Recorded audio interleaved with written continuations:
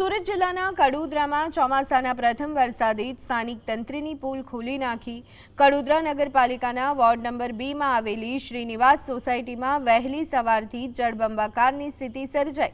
માર્ગો પર પાણી ભરાઈ જતા વાહન ચાલકોને હાલાકીનો સામનો કરવો પડી રહ્યો છે, જ્યારે કે અનેક નીચાણવાળા વિસ્તારો અને દુકાનોમાં વરસાદી પાણી ઘૂસી જતા વેપારીઓને મોટું નુકસાન વેઠવાનો વારો આવ્યો।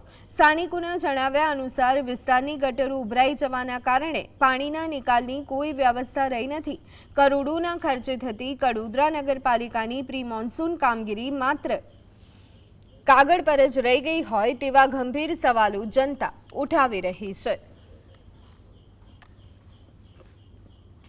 सर आप देख ही लीजिए, पूरे श्रीनिवास में पानी भर चुका है, दुकानों में पानी भर चुका है, गटर से पानी जा नहीं रहा है और गटर की बहुत हाली कंडीशन खराब है। और ढक्कन लगाने के लिए मैंने नगर पालिका से कितनी बार रिक्वेस्ट कर चुका हूँ कि सर पानी का कुछ व्यवस्था कीजिए, पानी का व्यवस्था कीजिए, पानी निकलने का।